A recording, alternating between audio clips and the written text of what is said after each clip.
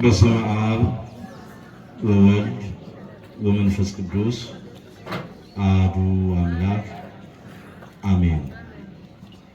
እግዚአብሔር መንፈስ ቅዱስ ሆይ በሕይወትና በጤና ጠብቀህ ለዚህ ሰዓት ለዚህ ዕለት ስላደረስከን ክብር ምስጋና ላንተ ይሁን። እጅግ የተወደደና የተከበረው ክቡር አባታችን መልአከ ብርሃን መምህር ተከስተ የዚሁ የታላቁ ደብር አስተዳዳሪ፣ ክቡር ሊቀ ብርሃናት የዚሁ የደብሩ ዋና ጸሐፊ፣ ክቡራን አይንተ እግዚአብሔር አባቶች ካህናት፣ ሊቃውንተ ቤተ ክርስቲያን፣ መምህራነ ወንጌል፣ አበው ዲያቆናት፣ የዕለቱን ዝማሬ በዚህ መንገድ እየሰጠ ያለ የዝማሬው ጸጋ ይበዛል ክቡር ወንድማችን ዘማሪ ክብሮም፣ በዜማ ዕቃ እግዚአብሔርን እያመሰገንክ ያለው ወንድማችን እግዚአብሔር አምላካችን በልጅነት ጸጋ ክብሮ በሀብት ስቦ በረድኤት አቅርቦ ለዚህ ሰዓት ለዚህ ዕለት ያደረሳችሁ ክርስቲያኖች ወገኖቼና ቤተሰቦቼ ሁላችሁም በኃያሉ በልዑል እግዚአብሔር ስም እንደምን አደራችሁ? እንደምን ቆያችሁ? እንደምን እስከዚህ ሰዓት ድረስ ደረሳችሁ? ለዚህ ሰዓት ለዚህ ዕለት ያደረሰን የጊዜያቱ ባለቤት የአባቶቻችን የቅዱሳን አምላክ ልዑለ ባሕርይ ሕያው ባሕርይ ንጹሕ ባሕርይ ቅዱስ አምላካችን እግዚአብሔር ስላደረገልን ያደረገልን ስላለው ሊያደርግልን ባለው ነገር ሁሉ የታመነ እርሱ ነውና ክብር ምስጋና ለእርሱ ይሁን። እግዚአብሔር ዓለምን ሳይፈጥር በራሱ ሕሊና ያሰባት የመረጣት የወደዳት ያከበራት ቤዛዊተ ዓለም ንጽሕተ ንጹሐን ቅድስተ ቅዱሳን እማምላክ ድንግል ማርያም የእኔም የእናንተም የሐዘናችን እንባ አባሽ እውነተኛዋ የደስታ መሰሻ የሚስጥር ሙዳይ የትንቢት መቅጃ ድንግል ማርያም ወላዲተ አምላክ በተሰጣት ሁሉ ጸጋ ምስጋና ይድረሳት። ቅዱሳኑ እንደየጸጋቸውና እንደየማረጋቸው መጠን ምስጋና ይድረሳቸው። እንኳን ለበዓለ ጰራቅሊጦስ በዓል በሰላም በፍቅር በሕይወት በጤና ጠብቆ አምላካችን እግዚአብሔር አደረሰን አደረሳችሁ። እንኳን አደረሰን እንበላችሁ። እግዚአብሔር ይመስገን። እንግዲህ ዛሬ በዓሉ ታላቅ በዓል ነው። ከአምላካችን ከመድኃኒታችን ከኢየሱስ ክርስቶስ ከዘጠኙ አበይት በዓላት አንዱ በዓለ ጰራቅሊጦስ ነው። ይህ የመንፈስ ቅዱስ በዓል ነው። በዓለ መንፈስ ቅዱስ ይባላል። ስለዚህ ዛሬ የምንማማረው እግዚአብሔር መንፈስ ቅዱስ እንደረዳን መጠን በበዓለ ሃምሳው በበዓለ ጴንጤቆስጤ በበዓለ ጰራቅሊጦስ ላይ ያለውን ምስጢር እንግዲህ ለቅዱሳን ሐዋርያት የወረደውን መንፈስ ቅዱስ እኔና እናንተንም በነገሮች ሁሉ እንዲያጸናን እንዲያጽናናን ደስ እንዲያሰኘን እንዲያረጋጋን በምንሰማውና በምንናገረው በሚሆነውና እየሆነ ባለው በምናየው ነገር ሁሉ ግራ እንዳንጋባ በእውነት እግዚአብሔር መንፈስ ቅዱስ እንዲያሳርፈን እንዲያረጋጋን የመንፈስ ቅዱስን ታላቅነት እርሱ እግዚአብሔር መንፈስ ቅዱስ ማን እንደሆነ በዚህ መንገድ ለሐዋርያት የወረደው መንፈስ ቅዱስ በምን አይነት መንገድ እንደሆነ የምናይበት ዕለት ይሆናል ማለት ነው። ዛሬም የቅድስት ቤተክርስቲያን የልደቷ ቀን ነውና እንኳን ለእናታችን ለቅድስት ቤተክርስቲያን የልደቷ በዓል ዕለት አደረሰን አደረሳችሁ። አመስግኑ። የቤተክርስቲያን የልደቷ ቀን ሲሆን ወራዊ በዓሏ ደግሞ የማን ነው? የእናታችን የቅድስት ልደታ ለማርያም ደግሞ ጽላቷ እዚሁ አለ አይደለ? አመስግኑ። በእውነት እንጂ ደስ ይላል።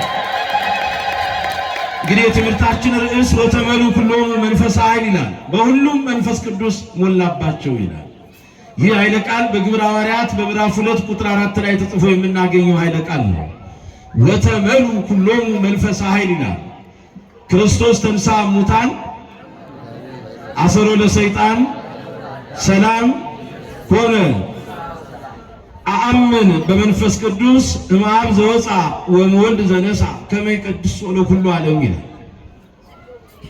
እንግዲህ በእግዚአብሔር መንፈስ ቅዱስ አምናለሁ። እሱ ከአብ የሰረጸ ነው። ራሱ እግዚአብሔር ወልድ ይህንን ቅዱስ መንፈስ ከአብ እንደሚያሰጠን እንደተናገረው ሁሉ ይሄ ከአብ የሰረጸው መንፈስ ቅዱስ ደግሞ ዓለምን ሁሉ የሚቀድስ ነው። ዓለምን ሁሉ የሚያከብር ነው። ስለዚህ በዚህ መንገድ በመንፈስ ቅዱስ እናምናለን በእውነት።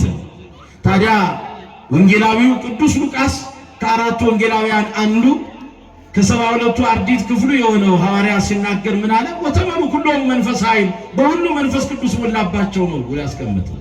የትምህርቱ መሰረታዊ ዓላማ የአምላካችን የመድኃኒታችን የኢየሱስ ክርስቶስ ደቀ መዛሙርቱ 12ቱ ሐዋርያት 72ቱ አርድእት 36ቱ ቅዱሳት አንስት ባሉበት ቦታ ላይ በጽርሐ ጽዮን በወንድማቸው በማርቆስ እናት በማርያም ቤት ተሰብስበው ሳለ የወረደላቸው መንፈስ ቅዱስ እሱ በእነርሱ ላይ እንዴት እንደተመላ እነዚህም ቅዱሳን ደቀ መዛሙርቱ በመንፈስ ቅዱስ እንዴት እንደተሞሉ መጽሐፍ ቅዱስን አስረጃ አድርጎ እውነታውን ማሳየት ነው።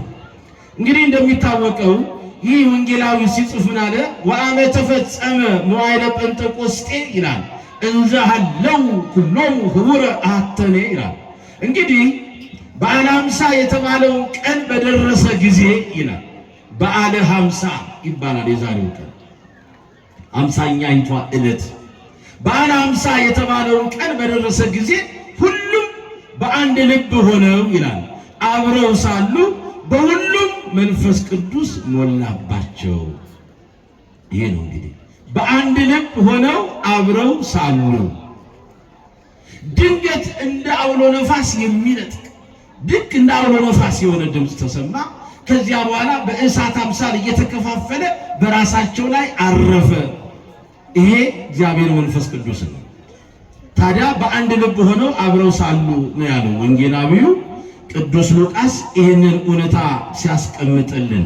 በዚህ እውነታ ውስጥ ነው እንግዲህ ሁላችንም ጥቂት የምንመለከታቸው ነገሮች ይኖራሉ። ወአስተርአዮሙ ልሳናተ እሳት ክፉላት ከመ እሳት ዘይትከፈሉ ነበረ ዲበ ኩሎሙ ይላል ወተመሉ ኩሎሙ መንፈሰ ኃይል ወአዙ ይንብቡ ዘዚአሆሙ በነገረ ኩሉ ባሕውት በከመ ወሀቦሙ መንፈስ ቅዱስ ይንብቡ ይላል። ይህንን እንግዲህ ወንጌላዊው ቅዱስ ሉቃስ ምን አለ? ድንገት እንደሚነጥቅ አውሎ ነፋስ ከሰማይ ድምፅ መጣ፣ ተቀምጠው የነበሩበትን ቤት ሁሉ ሞላው፣ እንደ እሳትም የተከፋፈሉ ልሳኖች ታዩአቸው፣ በእያንዳንዳቸውም ላይ ይልና ተቀመጡባቸው፣ በሁሉ መንፈስ ቅዱስ ሞላባቸው፣ መንፈስም ይናገሩ ዘንድ እንደሰጣቸው በሌላ ልሳኖች ይናገሩ ጀመር ይላል። እንግዲህ ይህን ካየን ወደ ታሪኩ አውድ እንምጣ። የዛሬውቷ ከትንሣኤ በኋላ የምናገኛት ሃምሳኛይቷ ዕለት ቀን ሶስት አይነት ስያሜ ተሰጥቷት ነው የምናገኘው። አንደኛው በዓለ ሃምሳ የሚል ስያሜ አላት። በሁለተኛው በዓለ ጴንጠቆስጤ ይለዋል። በሶስተኛው በዓለ ጰራቅሊጦስ ይላል። በዓለ ሃምሳ ማለት ሃምሳኛይቷ ዕለት ማለት ነው፣ ወይም የሃምሳኛይቷ ቀን በዓል ማለት ነው።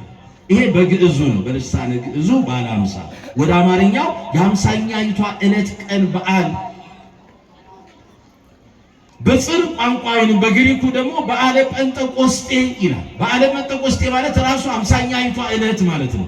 ምንድነው ይህ ሃምሳኛይቷ ዕለት ስንል አምላካችን መድኃኒታችን ኢየሱስ ክርስቶስ 3 መዓልት 3 ሌሊት በከርሰ መቃብር አድሯል። በሶስተኛው ቀን መፍረስ መበስበስ ሳያገኘው ሞትን ድል አድርጎ ተነስቷል። ሞትን ድል አድርጎ ከተነሳ በኋላ በትንሣኤው ብዙ ምስጢር እንደተማራችሁ ሁሉ ተንሥአ ወአንሥአ ኩሎ ሙታነ፣ ተነሳ ሙታን ሁሉ ሊያስነሳ ተብሎ እንደተነገረው ደግሞ እስመ ለሳ አምዙ ለሞት ወተቀጥቀጠ አርዑተ ኃጢአት ተብሎ እንደተነገረው የሞት መርዝን ሽሮ የኃጢአትን ቀንበር ሰብሮ ደግሞ በሞት ላይ ስልጣኑን ገልጾ፣ የሚደንቅ እኮ በሞት ላይ ስልጣኑን ገልጾ የሞትን ኃይል ከኛ አስወግዶ የሞትን መርዝ ከኛ ላይ ሽሮ የኃጢአትን ቀንበር ሰብሮ፣ ይሄ ብቻ አይደለም፣ አርአየ ስልጣኑ ላይ ለሞት በሞት ላይ ስልጣኑ ሁሉ ገልጾ አስነሽ ሳያስፈልገው ተነስቷል። ቀስቃይ ሳያስፈልገው ራሱ ተነስቷል። በመለኮታዊ ስልጣኑ የሞትን ኃይል አስወግዶልናል። ይህንን ቤተክርስቲያን በመላት በስፋት ስለ ትንሣኤው ሰበከችን። ልክ ጌታ ሞትን ድል አድርጎ ከተነሳ በኋላ በዚች ምድር ላይ ስንት ቀን ቆየ? ጌታ ሞትን ድል አድርጎ ከተነሳ በኋላ አቤት ማየ ስንት ቀን ቆየ?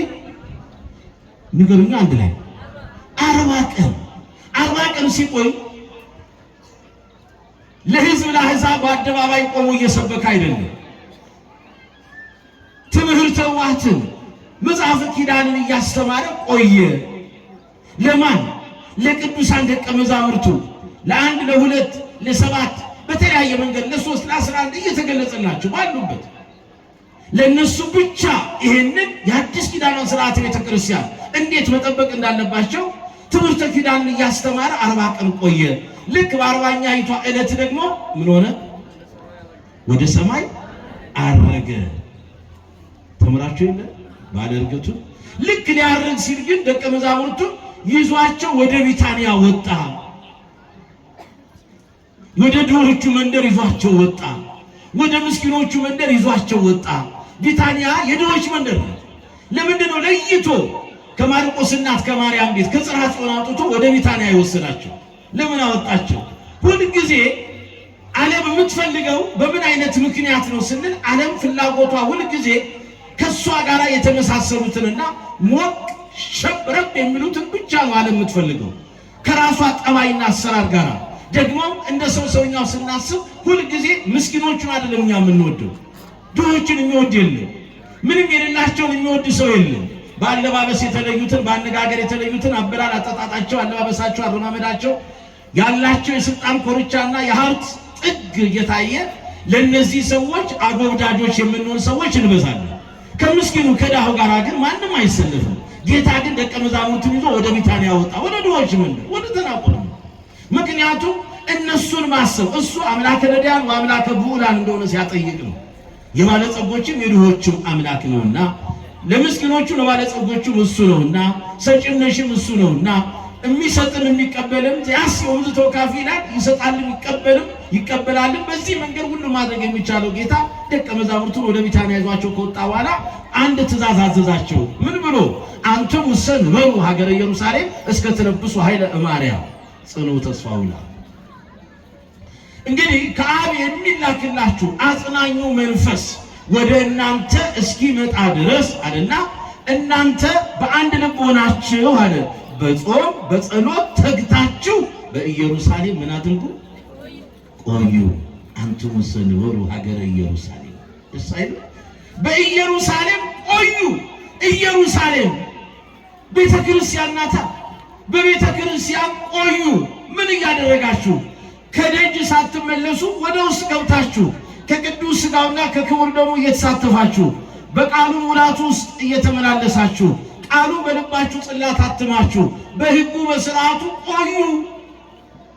ደቀ መዛሙርቱን እንዲህ ያላቸው በኢየሩሳሌም ከተማ ቆዩ አለና ከላይ አጽናኙ መንፈስ እስኪላክላችሁ ድረስ። አያችሁ፣ እኔ እሄዳለሁ፣ አጽናኙንም መንፈስ ከአባቴ ወደ እናንተ እልክላችኋለሁ።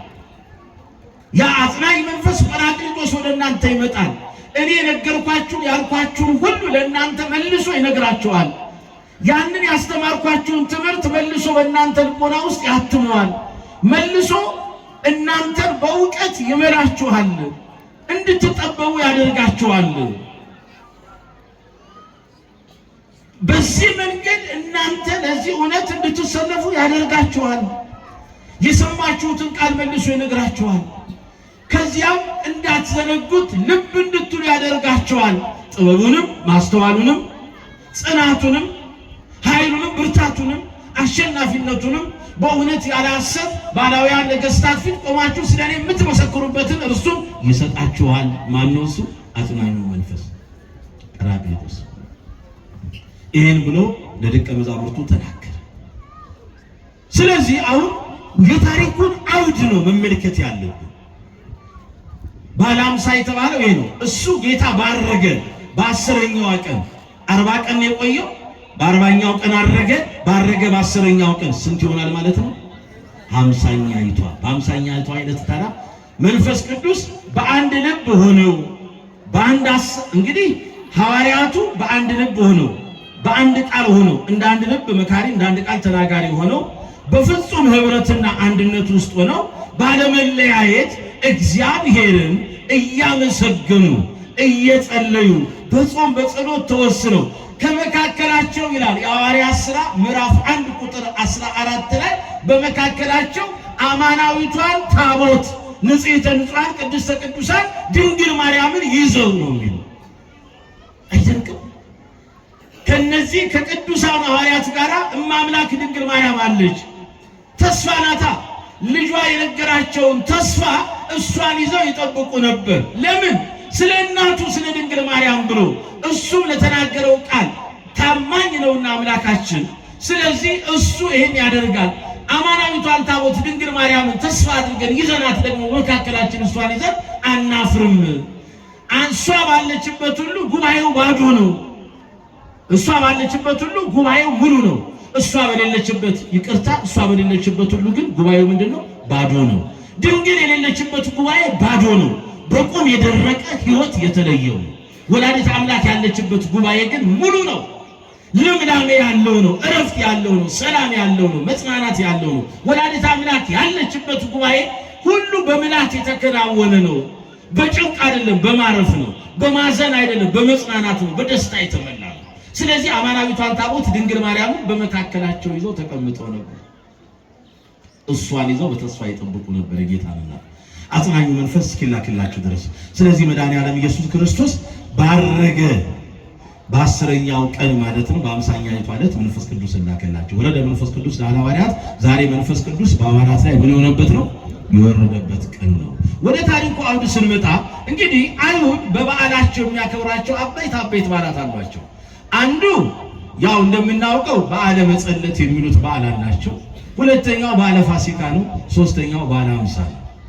ይሄ በዓለ መጸለት የሚባለው በዓል ስንመለከት እስራኤል ለ430 ዘመን በግብጽ ቆዩ። ከ430 የባርነት ዘመን በኋላ የዘመናቱ ባለቤት የሰራዊት ጌታ እግዚአብሔር በዚያች በቅድስቲቷ ሴት በራሔል እንባ አማካኝነት እስራኤል ዘሥጋ የራሔልን እንባ አይቶ እግዚአብሔር በልጆቿ የደረሰውን ግፍ መከራ አይቶ እግዚአብሔር የልጆቿን ደምና እንባ ይዛ ወደ ሰማይ ረጨች። የሰማይ አምላክ ተመለከተ፣ እስራኤልን ነፃ እንዲወጡ አደረገ። በሊቀ ነቢያት በሙሴ መሪነት ምክንያት እግዚአብሔር እስራኤልን እየመራ ሙሴ እንዲያወጣቸው አዘዘ። እግዚአብሔር አምላካችን ያን ጊዜ እስራኤል ከግብጽ ሲወጡ የተጓዙት 40 ዘመን ነው። 40 ዘመን ሲጓዙ በአት ስፍራ አለን መቀመጫ አለን እያሉ አልነበረም። ወደ ተስፋይቷ ምድር ከነዓን እስኪገቡ ድረስ ጉዞ ነበራቸው። ጉዞአቸው ታዲያ በምድረ በዳ ነው። ምንም በሌለበት ጭው ባለ በረሃ ዝም ብሎ ይጓዙ ነበር። ታዲያ እግዚአብሔር እንዲህ ብሎ አዘዘ። የቀኑን ፀሐይ በደመና እየጋረድኩኝ የሌሊቱን ጨለማ በብርሃን እየለወጥኩኝ መና ከደመና አውርጄ እየመገብኳችሁ ውሃን ከዓለት አፍልቄ እያጠጣኋችሁ በዚህ መንገድ ይሄን ድንቅ ሥራ እየሰራሁ ለአባቶቻችሁ ወደ ማልሁላቸው ቃል ወደ ገባሁላቸው ለአብርሃም ወደ ሰጠሁት ወደ ተስፋይቷ ምድር ወደ ከነዓን እንድትገቡ እኔ እግዚአብሔር ፈቀድኩኝ። ታዲያ አለ ያደረግኩላችሁ ነገር ሁሉ እንድታስተውሉ አለ ይሄንን ትላንት በምድረ በዳ በቃዴስና በሲና በረሃ ዝም ብላችሁ ስትጓዙ እንደነበረ ሁሉ ያንን እንድታስታውሱ በየዓመቱ አለ ይሄን የነጻነት በዓላችሁን ጉዞ በምድረ በዳ ያደረጋችሁት ጉዞ ምንም መጠለያ ሳይኖራችሁ እንዲሁ እንድትጓዙ አድርጌ ከነዓን 40 ዘመን ጠብቄ እንዳስገባችሁ እንድታስታውሱ በየዓመቱ የዳስ በዓል አድርጉ አለ። የምን በዓል አድርጉ? ዳስ እየሰራችሁ በዚያ ውስጥ እኔን አመስግኑኝ አለ። በዓለ መጸለት ማለት እንግዲህ ዳስ ሰርተው በዳስ ውስጥ ሆነው ያንን የ40 ዘመን በምድረ በዳ በቃዴስና በሲና በረሃ የተጓዙበትን ያንን በዓል እንዲያከብሩ እግዚአብሔርን እያሰቡ ምንም በሌለበት ጭው ባለው በረሃ በቃዴስና በሲና በረሃ ስንሄድ የቀኑን ፀሐይ ቃጠሎ በደመና ጋርደህ የሌሊቱን ጨለማ በብርሃን ለውጠህ ውሃን ከዓለት እያፈለክ መና ከሰማይ ያወረድክ የመገብከን አምላክ ለዚህ አድርሰናል እያሉ ክብር ለሚገባው ምስጋና ለሚገባው ለእግዚአብሔር በዚያች በዳስ ውስጥ ሆነው እንዲያመሰግኑት በየዓመቱ ይህን በዓል እንዲያከብሩ አዘዘ። ስለዚህ ወደ አዲስ ኪዳን ስንመጣ በዓለ መጸለት በበዓለ ጥምቀት ነው የተቀየረው። አያችሁ አዲስ ኪዳን በዓለ መጸለት የዳስ በዓል ነው እያቸዋለሁ አይደለም።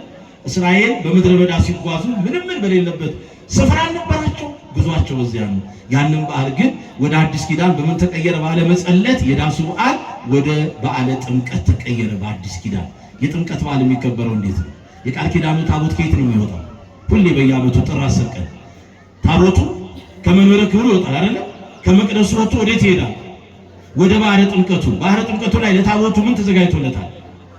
ማደሪያ አለ። እሱ ምን ይባላል? ድንኳን ወይንም ዳስ ነው አይደል? አያችሁ ከባህለ መጸለት ጋር ልክ እንደዚያው ዳስ ሰርቶ እስራኤል ባህለ መጸለት እንደሚያከብሩ በየዓመቱ እኛም በየዓመቱ ጥምቀቱን ስናከብር ታቦተ ሕጉ ከመንበረ ክብሩ ወጥቶ ወደ ባህረ ጥምቀቱ ይሄዳል። በዚያ ባህረ ጥምቀቱ ላይ ዳስ አለ፣ ድንኳን አለ። በዚያ በተዘጋጀለት ማደሪያ ስፍራ ታቦቱ ይገባል። አያችሁ ይሄንን ባህለ መጸለት በባህለ ጥምቀት ተቀየረ። ከዚያው በዚያው አካባቢ ደግሞ ምን አለ? ወንዝ አለ። ወንዙ ዳርቻ ደግሞ ባህረ ጥምቀቱን ይባረክና ሁላችንም በዚያ ጥምቀቱ ይከናወናል። ልክ በዚህ መንገድ በዓለ ያ እንግዲህ እንዳየነው በዓለ መጸለት እንዳልነው ያንን በዓል እግዚአብሔር አምላክ ለእስራኤል ዘሥጋ ነበር የሰጠው። የዳስ በዓል አድርጋችሁ አክብሩ እንዳለው በበዓለ ጥምቀት በአዲስ ኪዳን ተቀይሯል። በዓለ ፋሲካ እስራኤል ከግብፅ ሲወጡ እግዚአብሔር መልአከ ሞትን ልኳል። አስቀድሞ ግን ለሙሴ የአንድ ዓመት ጠቦት በግ አርደህ አወራርደህ የፋሲካውን በግ አርደህ የበጉን ደም በቤታችሁ መቃንና ጉበን ላይ ቅቡ። መልአከ ሞት ሲመጣ የበጉ ደም ያለበትን ቤት እያለፈ ደሙ የሌለበትን ቤት እየገባ እንዲገድል አድርጌያለሁ አለ። ስለዚህ በበጉ ደም እስራኤል ከዚያ ከጊዜያዊ ሞት አመለጡ አይደለ? በበጉ ደም በዓለ ፋሲካ በበዓለ ትንሣኤ ተቀየረ። በማን? በአማናዊው በግ በእግዚአብሔር ወልድ ነዋ። በጉ ለእግዚአብሔር ያቱት ኃጢአት አለ እንደተባለው የዓለምን ሁሉ ኃጢአት የሚያስተሰርይ የእግዚአብሔር በግ እንደተባለው። ሶስተኛው በዓል በዓለ ሃምሳ ይባላል፣ ወይንም በዓለ መከር ይሉታል፣ ወይንም በዓለ ሸዊት ይሉታል። በዓለ ሸዊት ይሄ ምን ማለት ነው? በዓለ ሸዊት ማለት የእሸት በዓል ማለት ነው። በዓለ ሃምሳ ይሄንን በዓል የሚያከብሩት አይሁዳውያን ናቸው። በዓሉ እንዴት ነው የሚከበረው ብትሉኝ፣ አሁን ወደ በዓለ ሃምሳ መተናል። የታሪኩን አውድ በአጭሩ ለማግለጽ ያክል ነው።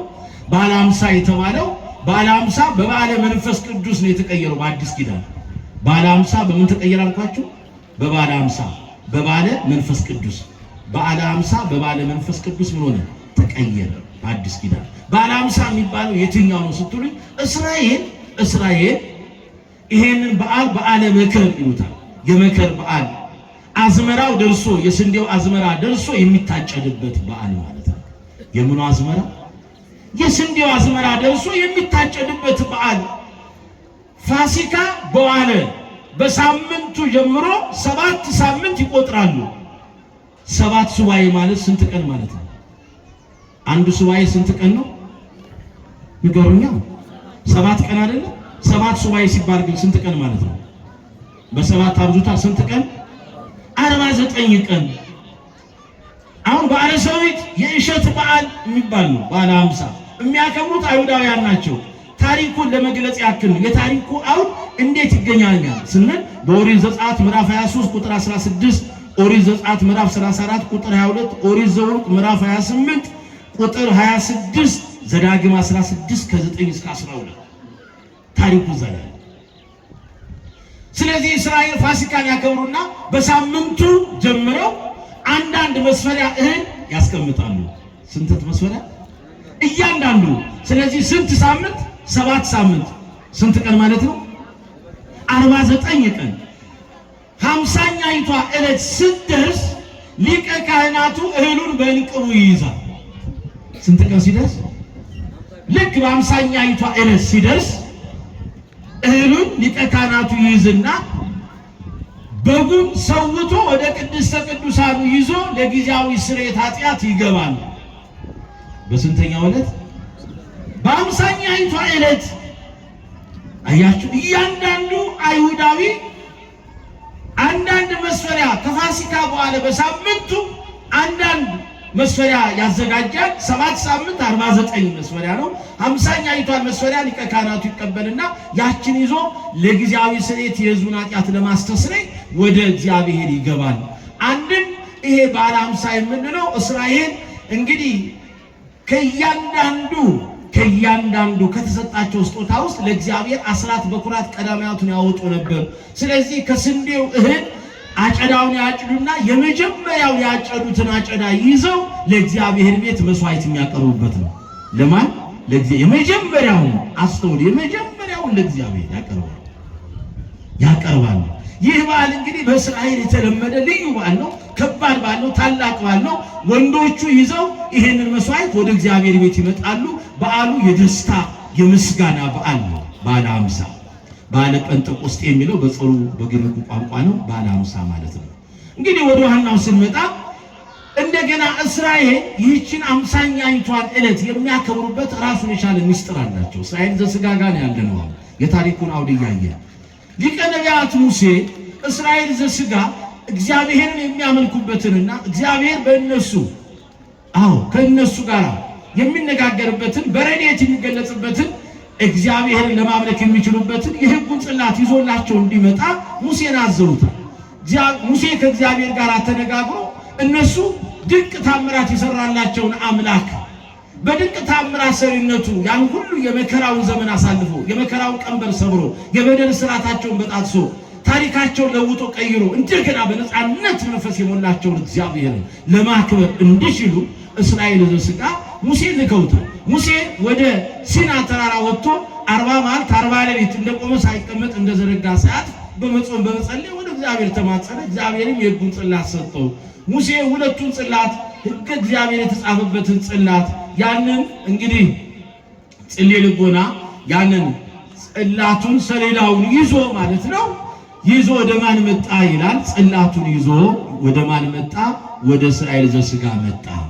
ልክ ሲመጣ 40 ቀን የቆየው በ10ኛው ቀን ይጨመርበታል። በ50ኛይቷ ዕለት ይሄንን የሕጉን ጽላት ይዞ ወደ እስራኤል ዘሥጋ መጣ።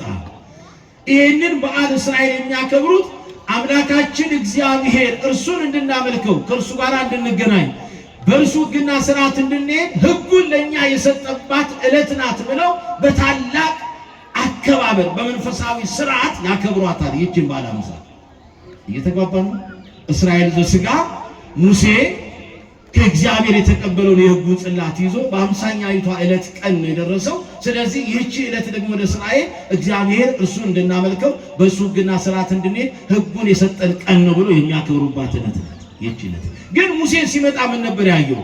እግዚአብሔርም እንደነገረው እስራኤል ወደ ቀደመው ተግባራቸው በግብፅ እንደነበረው አምልኮተ ጣዖት እያመለኩ እግዚአብሔርን ሲያሳዝኑ አየ ሙሴ። በዚያን ጊዜ ሙሴ ተናደደ። ወዲያው 3000 ነፍሳት እንዲሞቱ አደረገ። ስንት ሺህ ነፍሳት? ወደ አዲስ ኪዳን ስንመጣ ወደ አዲስ ኪዳኑ ሙሴ ያንን በደብረ ሲና በብሉይ ኪዳን የነበረውን ደብረ ሲና ያንን ሕግ ይዞ ነው የመጣው። የአዲስ ኪዳን ደብረ ሲና ቅዱስ ቤተክርስቲያን ደግሞ እነ ሊቀ ሐዋርያት ቅዱስ ጴጥሮስ በሰበኩባት ስብከት በዛሬቷ ዕለት 1 ደቂቃ ባልሞላ ስብከት 3000 ነፍሳት ወደ ክርስቶስ ተመለሱበት ዕለት ነው። ክብር ምስጋና ለአምላካችን ይሁን። በ50ኛይቷ ዕለት እንግዲህ ይህንን ካየን እንደዚሁ እንግዲህ ሐዋርያት ይላል በአንድ ልብ ሆነው በማርቆስ እናት በማርያም ቤት ተሰብስበው ሳለ ይላል ልክ እንደዚሁ መንፈስ ቅዱስ ወረደላቸው በእሳት አምሳል እየተከፋፈለ በእያንዳንዳቸው ላይ አረፈ ይላል። አሁን ይሄ በዓለ ጰራቅሊጦስ ይባላል። በዓለ ጰራቅሊጦስ የሚለውን ቃል ስናመጣ ጰራቅሊጦስ ተቀጽላነቱ ለመንፈስ ቅዱስ ብቻ የተሰጠ ነው። ጰራቅሊጦስ አብ ነው፣ ጰራቅሊጦስ ወልድ ነው ብላ ቤተክርስቲያን አታስተምርም። ይሄ ስያሜ የሚሰጠው ለመንፈስ ቅዱስ ብቻ ነው።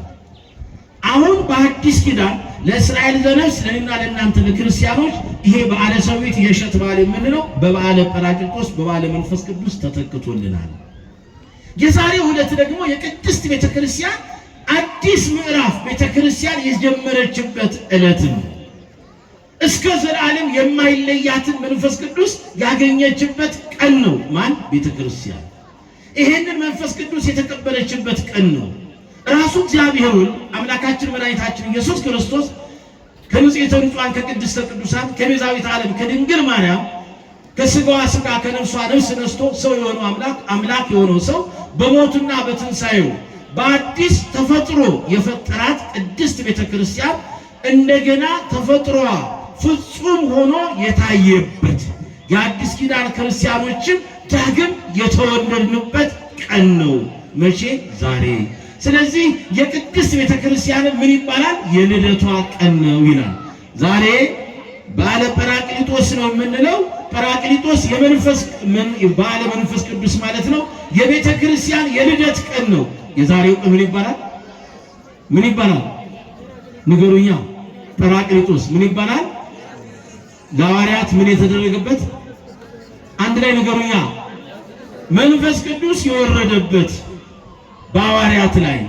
ስለዚህ ቅዱሳን ደቀ መዛሙርቱ በማርቆስ እናት በማርያም ቤት ተሰብስበው አማናዊቷን ታቦት ድንግል ማርያምን ይዘው በተስፋ እየተጠባበቁ እያለ በጾም በጸሎት ተወስነው መንፈስ ቅዱስ ድንገት እንዳውሎ ነፋስ እንደሚነጥቅ አውሎ ነፋስ ድምፁን እያሰማ መጣ። ይህን በሚሰሙበት ሰዓት እስከ ዛሬ ድረስ አሽተውት የማያውቁት እጅግ መዓዛው የተወደደና የጣፈጠ የሚማርክ መዓዛ ያለው ሽታ አሸተቱ ይላል። መዓዛው ልክ ወዲያው ቤቱን ይላል መንፈስ ቅዱስ ሞላ፣ የተሰበሰቡበትን ቤት። ይሄ ማለት ነው የማርቆስ እናት የማርያም ቤት የቤተ መቅደስ ምሳሌ ነው። ዛሬም ይህች ቤተክርስቲያን በመንፈስ ቅዱስ ሙላት ውስጥ ነው ያለች። ሐዋርያዊት ኦርቶዶክሳዊት ተዋሕዶ ቤተክርስቲያን መሲሐዊት ቤተክርስቲያን ብቻ አይደለም የምትባለው፣ ሐዋርያዊት ነው የምትባለው። ለምን በሉ ወነአምን በአሐቲ ቅድስት ቤተክርስቲያን እንተ ላዕለ ኩሉ ጉባኤ ዘሐዋርያት፣ በአንዲቷ ቅድስት ቤተክርስቲያን እናምናለን። ማን በሰበሰባት? ሐዋርያት በሰበሰባት በአንዲት ቅድስት ቤተክርስቲያን እናምናለን። ስለዚህ ስሪቷ ሐዋርያዊ ስሪት ያላት ቤተክርስቲያን ናት። መንፈስ ቅዱስ መሪዋ አይሆኑ አስተዳዳሪዋ አይሆኑ ቤተክርስቲያን። መንፈስ ቅዱስ የሌለባት ቤተክርስቲያን አትባል የእግዚአብሔር ልጆች። ስለዚህ ይህቺ ሐዋርያት የተሰበሰቡባት ቤት የማርቆስ እናት የማርያም ቤት ጽርሐ ጽዮን ናት። በዚያን ጊዜ በእሳት አምሳል በእያንዳንዱ ደቀ መዛሙርቱ ላይ አረፈባቸው። እነዚያ የጌታ ምርጥ ቤተሰቦች ነበሩ። ስንት ናቸው እነዚያ? 120 ቤተሰብ። ታዲያ መንፈስ ቅዱስ በእሳት አምሳል እየመጣ ሲያርፍባቸው በሚደንቅ መልኩ እስከ ዛሬ ድረስ ተናግረውት የማያውቁት ድንቅ ምስጢር በእነሱ ተገልጾ መናገር ጀመሩ። በአዲስ ልሳን በአዲስ ቋንቋ መናገር ጀመሩ ይላል። ልክ መንፈስ ቅዱስ በእነሱ ላይ ሲወርድባቸው በመንፈስ ቅዱስ ሙላቱ ሲሆኑ በምስጢራቱ ጎርፍ ሐዋርያቱ ተጥለቀለቁ ይላል። የሚደንቅ እኮ በአእምሮ ጎለመሱ፣ ከብልየት እንደገና ማለት ነው። ከብልየት እንደገና ታደሱ። የተሰወረው ተገለጠላቸው፣ የራቀው ቀረበላቸው፣ የረቀቀው ምስጢር ጎላላቸው። ባራውያን ነገስታቱ ፊት በእምነት ጽናት በድፍረት ፍርሃት የነበረባቸው ፍርሃት ተወግዶላቸው በድፍረት እንዲናገሩ ሆነ። ህዝቡን እየቀጠቀጡ የሚያስሩ የሚገሉ ነገስታቱ የሐዋርያቱን ቃል ሰምተው እንዲገዙ አደረገላቸው። ማለት መንፈስ ቅዱስ ያን ጊዜ ልክ በዕለተ እሁድ ነው። ልክ እንደ ዛሬው እሁድ ነው። ባለ 50 የሆነው እሁድ ነበረ። ትንሣኤው በኋላ በ50ኛይቷ ዕለት በ3 ሰዓት መንፈስ ቅዱስ ወረደ በሐዋርያቱ ላይ።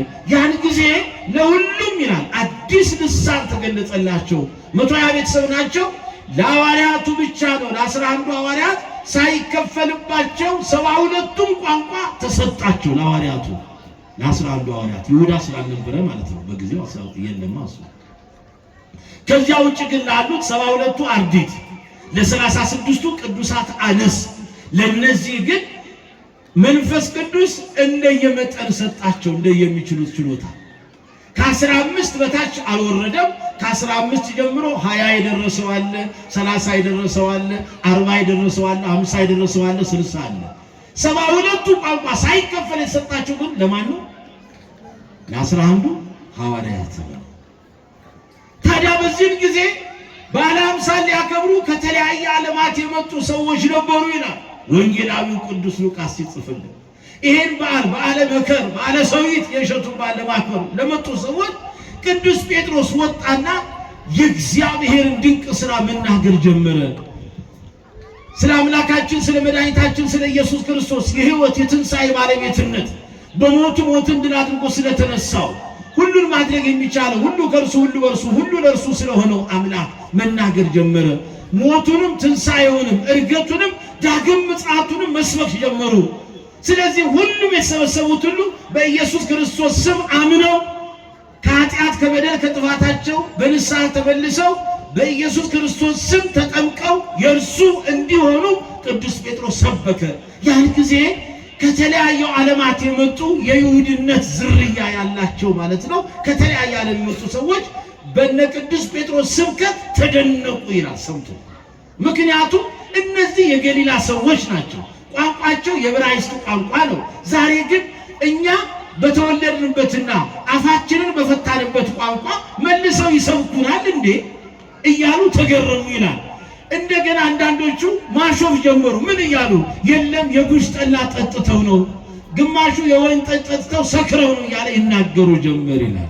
በዚህ በትንቢተ ኢዩኤል በምዕራፍ 3 ላይ ታሪኩን እንግዲህ መመልከት ይቻላል። አስቀድሞ አምላካችን እግዚአብሔር በነቢዩ ላይ አድሮ እንደተናገረው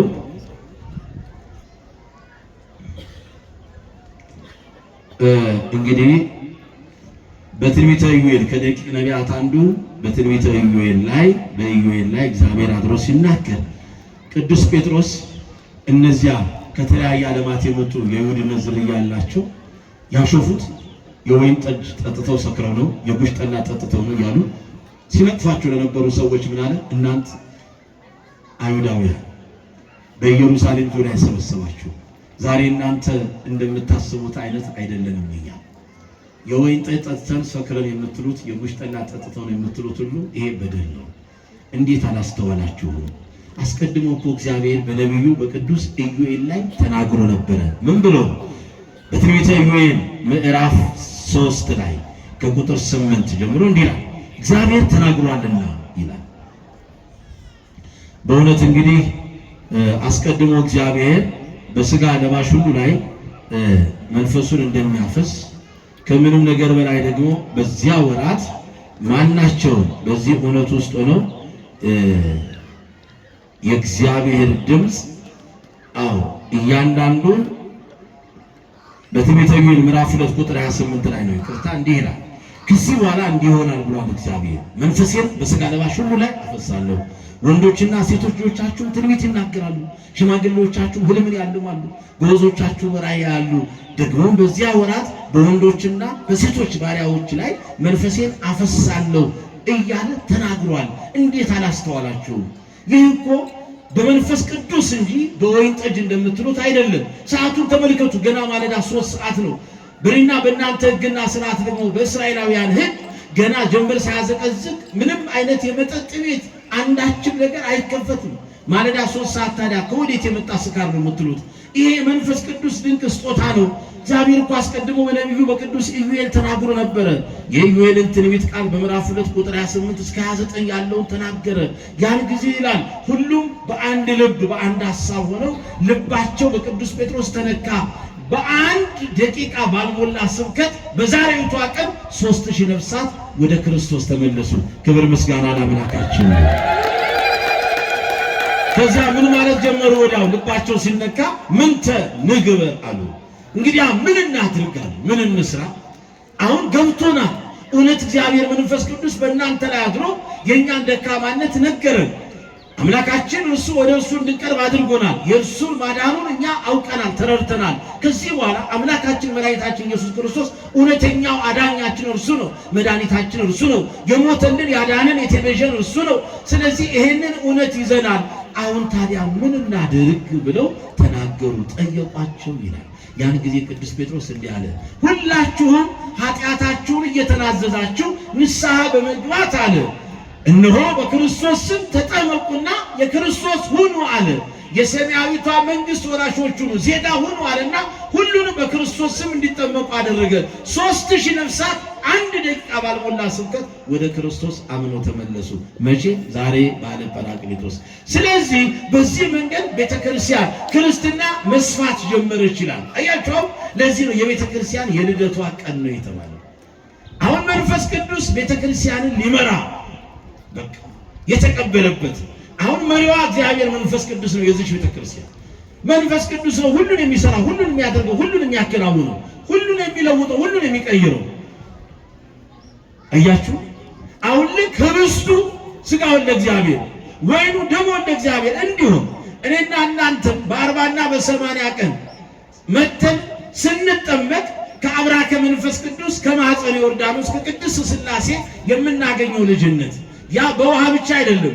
ልክ ለኒቆዲሞስ ለደቀ መዝሙሩ ለማን ነው? ለማታው ደቀ መዝሙር ለጸሐፍት ፈሪሳውያን መምህር ለኒቆዲሞስ ጌታ እንደተናገረው መድኃኔዓለም ኢየሱስ ክርስቶስ አምላካችን እውነት እውነት እልሃለሁ ከውሃና ከመንፈስ ካልተወለድክ በቀር ወደ እግዚአብሔር መንግሥት ልትገባ አትችልም። ስለዚህ እኔና እናንተ በ40 እና በ80 ቀን ይህንን ጸጋ አግኝተናል። የልጅነቱን ጸጋ የሰጠን እግዚአብሔር መንፈስ ቅዱስ ነው። ስለዚህ አሁን የዛሬው በዓል ጰራቅሊጦስ ነው። ጰራቅሊጦስ ለመንፈስ ቅዱስ ብቻ የተቀጸለ ነው። መንፈስ ቅዱስ ማን ነው ስንል መንፈስ ቅዱስ ከአብና ከወልድ ጋር ትክክል የሆነ አንድ አምላክ ነው። ወነአምን በመንፈስ ቅዱስ እግዚ ማሄዊ ዘሰረጸ እምአብ ንስግድ ሎቱ ወነሰብኮ ምስለ አብ ወወልድ ዘነበበ በነቢያት። እንግዲህ በመንፈስ ቅዱስ ስም እናምናለን። እርሱም ጌታ ሕይወትን የሚሰጥ ከአብና ከወልድ ጋር በአንድነት እንሰግድለታለን አይደለ? እናመሰግናለን። እርሱም በነቢያት አድሮ የተናገረ ነው አይደለ የሚሉት። ይሄን የተናገሩት የቤተ ክርስቲያን ሊቃውንት ናቸው። ማን? መንፈስ ቅዱስ። መንፈስ ቅዱስ ማን ነው? ጰራቅሊጦስ ማን ነው? ከአብና ከወልድ ጋር ትክክል አምላክ ነው። እሱ ፈጣሪ ዓለማት ነው እግዚአብሔር መንፈስ ቅዱስ። አሐዚ ዓለማት ነው እግዚአብሔር መንፈስ ቅዱስ። አምጻይ ዓለማት ነው እግዚአብሔር መንፈስ ቅዱስ። ገባሬ ዓለማት ነው እግዚአብሔር መንፈስ ቅዱስ። ስሙ ይክበር ይመስገን። እግዚአብሔር መንፈስ ቅዱስ ፈጣሪ ነው። ከአብና ከወልድ ጋር ትክክል አምላክ ነው። ራሱ የተለየ አካል አለው። ለአብ የተለየ አካል እንዳለው ፍጹም ገጽ ፍጹም አካል እንዳለው ለወልድም እንደዚሁ እንዳለው ለመንፈስ ቅዱስም እንደዚሁ ነው። ዛሬ ብዙዎቹ እግዚአብሔር መንፈስ ቅዱስን አልተረዱትም። እኔና እናንተ መንፈስ ቅዱስ ከማን የሰረጸው ሲባል እንደ ኦርቶዶክስ ተዋሕዶ አስተምሮ ከማን የሰረጸው ንገሩኛ? ከአብ ነው የሰረጸው። ዘሰረጸ እምአብ። ከኔና ከእናንተ ቤተ እምነት ውጪ የሆኑት ግን ሌሎቹ አሁን አንዳንድ ጊዜ ከሌሎቹ ቤተ እምነቶች የምንለይባቸው ብዙ ትምህርት በዶግማ በትምህርት ሃይማኖት በብዙ መንገድ የተለያየ ናቸው አለ። ለምሳሌ ከካቶሊኩ አስተምሮ ጋር የኦርቶዶክስ ተዋሕዶ አስተምሮ በመንፈስ ቅዱስ አስተምሮ ላይ የተለየ ነገር አለ። እነሱ የሚሉት መንፈስ ቅዱስ ከአብና ከወልድ ዘሰረጸ እምአብ ወወልድ ይላሉ። ከአብና ከወልድ ነው የሰረጸው ይላሉ ሎቱ ስብሐት። እኛ ግን ዘሰረጸ እምአብ ነው የምንለው፣ ከአብ ነው የሰረጸው። ይህንንም በዮሐንስ ወንጌል ምዕራፍ 15ም 16ም መድኃኒታችን ኢየሱስ ክርስቶስ እንደተናገረው አጽናኙ መንፈስ ከአባቴ እልክላችኋለሁ እንዳለ። ስለዚህ ያ አጽናኝ መንፈስ ነው። አሁን ጰራቅሊጦስ የሚለውን በኢትዮጵያ ኦርቶዶክስ ተዋሕዶ ቤተክርስቲያን ቋንቋ በልሳነ ግዕዙ ይሄን ቋንቋ ስንቀይር ጰራቅሊጦስ የጽር ቋንቋ ነው፣ የግሪክ ቋንቋ ነው። ወደ ግዕዙ ስናመጣው ጰራቅሊጦስ ማለት መንጽሔ ማለት ነው። መንጽሔ ማለት በግዕዙ ነው የሚያነጻ ማለት ነው። ምን የሚያደርግ? መንፈስ ቅዱስ ያነጻል። ከምን? ከኃጢአት ያነጻናል። ከርኩሰታችን ይቀድሰናል። እግዚአብሔር መንፈስ ቅዱስ መንጽሔ ነው ጰራቅሊጦስ አሉ። ጰራቅሊጦስ መንጽሔ ብቻ አይደለም መጽንዒ ነው ይላሉ። መጽንዒ ማለት የሚያጸና ማለት ነው።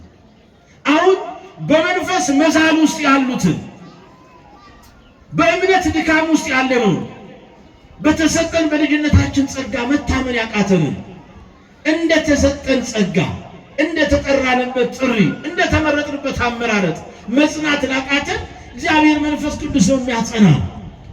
እንዴ ሐዋርያቱ እኮ ወደ ጽናት የመጡት ጰራቅሊጦስን ከተላበሱ በኋላ እንጂማ ጌታችን መድኃኒታችን ኢየሱስ ክርስቶስ ሲያዝ ፈርተው ሁሉም ምን ሆነ ነበር? ተበታተው ነበር አይደል?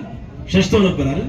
ጴጥሮስ ራሱ በሊቀ ካህናቱ ግቢ ገብቶ ስለ አምላካችን ስለ መድኃኒታችን ስለ ኢየሱስ ክርስቶስ አንተ የእርሱ ደቀ መዝሙር ነህ ተብሎ ሲጠየቅ ኧረ እኔ የምትይው እሱ አላውቅም እስከ ማለት አደረሰ። 3 ጊዜ ጌታን አልካደ። አያችሁ፣ መንፈስ ቅዱስን ከተላበሱ በኋላ ግን ይሄ ሁሉ ድካም ጠፋ። አሁን ጸኑ ይላል። በመከራ ውስጥ ጸኑ፣ በፈተና ውስጥ ጸኑ። ስለዚህ ጰራቅሊጦስ መጽንዒ ነው፣ የሚያጸና ነው። ጰራቅሊጦስ ናዛዚ ይባላል። ሰዎች በሐዘን በልዩ ልዩ ሐዘን ውስጥ ስንሆን በሚደርስብንና እየደረሰብን ባለው መከራ ውስጥ ስንሆን ግራ ተጋብተን ተስፋ በቆረጠ መንፈስ ውስጥ ሆነን በእንባ በሰቆቃ ውስጥ ሆነን ሳለ አጽናኝ ባጣንበት ሰዓት የሚያጽናና መንፈስ ቅዱስ ነው፣ የሚያረጋጋ። ስሙ ይክበር ይመስገን። ጰራቅሊጦስ ናዛዚ ነው፣ የሚያረጋጋ ነው። ጰራቅሊጦስ መስተፍሥሕ ይባላል። ያዘኑትን ደስ የሚያሰኝ ጰራቅሊጦስ ነው፣ መንፈስ ቅዱስ ነው አይደለም? መንፈስ ቅዱስ ደስ ያሰኘን። አሜን በሉ እንጂ። በኑሯችን ደስ ያሰኘን፣ በሕይወታችን ደስ ያሰኘን፣ በትዳራችሁ በስራችሁ መንፈስ ቅዱስ ደስ ያሰኛችሁ፣ በሆነው እየሆነ ባለ ሁሉ መንፈስ ቅዱስ ደስ ያሰኘን። ዓለማችን በሐዘን ውስጥ ነው ያለችው። ለምን? ይሄን መንፈስ ቅዱስ አጣ ነው። ስለዚህ መንፈስ ቅዱስ ጰራቅሊጦስ መስተፍሥሕ ነው፣ የሚያስደስት ነው። ጰራቅሊጦስ ከሳቲ ነው፣ የራቀውን ምስጢር የሚገልጽ ነው። የረቀቀውን ምስጢር የሚያጎላ ነው። የተሰወረውን ምስጢር የሚገልጥ ነው። ስለዚህ ከሳቲ ይሉታል። ጰራቅሊጦስ ማለት ምስጢር ገላጭ ማለት ነው። ጰራቅሊጦስ እንደገና ምንድነው ብለን ደግሞ ስናይ ያው እንዳየነው አራዊ ነው፣ ከፋሽ ነው። ብዙ ነገር አሁን ተዘግቶብናል። አሁን እኛ እድሌ ተዘግቷል፣ ስራዬ ተዘግቷል። በቃ በአንድም በሌላ መንገድ እንላለን። መንፈስ ቅዱስ ግን ይከፍታል። ስለዚህ ሁላችንም በእግዚአብሔር መንፈስ ቅዱስ ውስጥ ሆነን ነው ራሳችንን መግለጽ ያለብን። ስለዚህ ይሄ መንፈስ ቅዱስ ልመናችንን ይሰማል። ይሄ መንፈስ ቅዱስ ልመናችንን ያደምጣል። ይሄ መንፈስ ቅዱስ ጥያቄያችንን ይመልሳል። ይሄ መንፈስ ቅዱስ ከአብና ከወልድ ጋር ትክክል አንድ አምላክ ስለሆነ ሁሉን ማድረግ ይቻለዋል። ስለዚህ እግዚአብሔር መንፈስ ቅዱስ በሆነብን የሆነብን ባለው ነገር ሁሉ በጎን ነገር እንዲያደርግልን ፈቃዱ ይሁን። ስለዚህ ዛሬ እንዳየነው በሁሉም ምን ሞላባቸው? አይሰማም? መንፈስ ቅዱስ መላባቸው። ወረደ መንፈስ ቅዱስ ለሐዋርያት፣ በሐዋርያቱ ላይ መንፈስ ቅዱስ ወረደ ነው። ስለዚህ ዛሬ እኔና እናንተ በ40 እና በ80 ቀን የተቀበልናትን ሀብተ ወልድና ስመ ክርስትና ከእግዚአብሔር መንፈስ ቅዱስ የተሰጠን የልጅነታችን ጸጋ አጽንተን እንድንጠብቅ የሚረዳን የሚያደርገን እግዚአብሔር መንፈስ ቅዱስ ነው። በዚህ መንገድ በመንፈስ ቅዱስ ሙላት ውስጥ ሆነን ነው እንግዲህ ነገሮቻችን ሁሉ ማከናወን የምንችለው። ካለበለዚያ ያለ እግዚአብሔር መንፈስ ቅዱስ አጋዥነት ያለ እግዚአብሔር መንፈስ ቅዱስ ረዳትነት የሚሆን አንዳች ነገር የለም። ይሄን መንፈስ ቅዱስ ለማግኘት ግን ማን ታስፈልጋለች? በመካከል አይደለም ወላዲተ አምላክ ድንግል ማርያምን አማናዊቷን ታቦት ይዘው እሷን ይዘው ስለገባላቸው የተስፋው ቃል ባለቤት እናት ድንግል ማርያምን በመካከላቸው ይዘው ይሄንን አጽናኙ መንፈስ ለመቀበል አያችሁ፣ አጽናኙ መንፈስ ለመቀበል ደቀ መዛሙርት በአንድ ልብ ሆነው ይጸልዩ ነበር በትጋት ሆነው። ዛሬ ያጣነው አንድ ልብ ነው፣ አንድ መንፈስ ነው። መለያየታችን በዛ፣ መከፋፋታችን በዛ። አንዱ አንዱን ያሳድደዋል፣ አንዱ አንዱን ይገለዋል፣ አንዱ ለአንዱ ጠላት ይሆናል። በዚህ መንገድ እግዚአብሔር መንፈስ ቅዱስ በሕይወታችን ውስጥ አይተውም። ጥላቻ ባለበት፣ መገዳደል ባለበት፣ መጠፋፋት ባለበት፣ መከፋፋት ባለበት የእግዚአብሔር መንፈስ ቅዱስ አሰራር አይገለጽም። በአንድ ልብ መካሪ በአንድ ቃል ተናጋሪ ሆነን ለእግዚአብሔር በሚመች ማንነት ውስጥ ሆነን ራሳችንን መግለጽ ካልቻለን መንፈስ ቅዱስ በእኛ ሕይወት ውስጥ ምንም አይነት ስራ አይሰራም። እውነት ነው የምላችሁ። ቂም ይዞ ጸሎ ሳር ይዞ ስርቆት የለም የሚሉት አበው እንዲሁ አይደለም የእግዚአብሔር ልጆች። ስለዚህ አሁንም ለእግዚአብሔር መንፈስ ቅዱስ የሚመች ማንነት ይኖረን። ሰውነታችን ለእግዚአብሔር የተቀደሰ መስዋዕት አድርገን እናቅርብ። መንፈስ ቅዱስ በሐዋርያቱ ላይ የወረደው እነሱ እንደ አንድ ልብ መካሪ እንደ አንድ ቃል ተናጋሪ ሆነው ተግተው ይጸልዩ ነበር። ድንግል ማርያምን የጌታን እናት መካከላቸው ይዘው ዛሬም ወላዲተ አምላክ ድንግል ማርያምን በመጥላት የሚገባትን ክብር ባለመስጠት ብቻ በራስ ማንነት በመንፈስ ቅዱስ ሙላት ውስጥ እንደው ልሳን ምንድነው ምናምን አሁን እዛ አንገባ እንጂ ብዙ የሚያስፈም ሐዋርያቱ እኮ የተናገሩት ልሳን ለሚናገሯቸው ሰዎች የገባቸው የተረዱበትና እነዚያም የሰሟቸው ሰዎች ኋላ ወደ ልባቸው ተመልሰው እንግዲያ ምን እናድርግ? አሁን መሳታችን ገባን፣ ጥፋታችን ገባን፣ ከእግዚአብሔር አሰራር ውጭ ነን ያለነው፣ በገዛ ሐሳባችንና ፈቃዳችን ውስጥ ነው የተመላለስን ያለነው። ስለዚህ ይሄን ፍጹም የሆነውን ሕይወትና ድህነት ለማግኘት ምን እናድርግ ያሉ ስለገባቸው ነው። ዛሬ ግን በልሳን እየተባለ በማይግባቡበት ቋንቋ እግዚአብሔርን መባረክ ማመስገን ይሁን መርገም የማይታወቅበት ቋንቋ ትውልዱ እየጠፋ ነው ያለው በባዶ ቤት ውስጥ። ሐሰት እውነት ተናጋሪው ራሱ በማይገባው ቋንቋ እግዚአብሔርን ማመስገን ይሁን መራገም ይሁን በማይገባው ቋንቋ ነው ልሳን እያለ የሚቀልድበት። ከዚህ ዓለም ገዢ ከሰይጣን ከሰራዊቱ ከአጋንንት ጋር ህብረት እየተሰራ ይሄ አይደለም፣ ይሄ ተረት ነው። ስለዚህ እግዚአብሔር መንፈስ ቅዱስ ወዶና ፈቅዶ ለሐዋርያቱ የወረደው መንፈስ ቅዱስ ዛሬም ሐዋርያት በወረደላቸው መንፈስ ቅዱስ በዚህ ጸጋ ተሞልተው መንፈስ ቅዱስ ጸጋ ተሞልተው በተሰጣቸው ልሳን አስተምረው 3000 ነፍሳት አንድ ደቂቃ ባልሞላ ስብከት እንግዲህ ወደ ክርስቶስ መንጋ እንዲሆኑ የክርስቶስ እንዲሆኑ አድርገዋል። ቤተክርስቲያንም አገልግሎቷን በአዲስ ምዕራፍ ቀጠለች፣ ጀመረች። ስለዚህ ዛሬ ለቤተክርስቲያን የልደቷ ቀን ነው። ለእኔና ለእናንተም የልደታችን ቀን ስናከብር በ40 እና በ80 ቀን ከእግዚአብሔር መንፈስ ቅዱስ ምን ተሰጥቶናል? ልጅነት ተሰጥቶናል። አይደለም ነው? ለዚህ ያደረሰን አምላክ ስሙ ይክበር ይመስገን። እናመሰግናለን።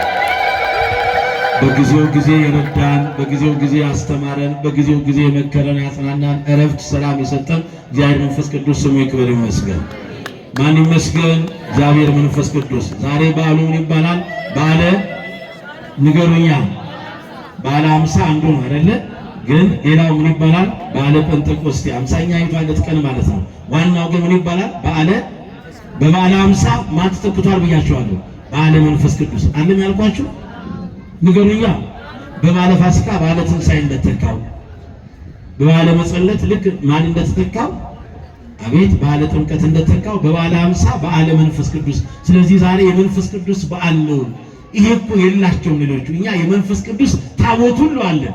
መንፈስ ቅዱስ የሌለበት እግዚአብሔር መንፈስ ቅዱስ የሌለበት ቤተክርስቲያን አለች። ስለዚህ ለዚህ ቤተክርስቲያን መሪዋ እግዚአብሔር መንፈስ ቅዱስ፣ አስተዳዳሪዋ እሱ። እያንዳንዱ ነገሮቻችን ሁሉ የሚያከናውንልን እግዚአብሔር መንፈስ ቅዱስ ነው። ይህ አጽናኙ መንፈስ እስከ ዓለም ፍጻሜ ድረስ ከኛ ጋር አለ። አናምንም? እናምናለን። ስለዚህ እግዚአብሔር መንፈስ ቅዱስ ሁላችንም ያጽናል። ይሄን አምነን ዛሬ በዓሉ በዓለ ጰራቅሊጦስ ነው። የመጽናናት በዓል ነው። የመጽናት በዓል ነው።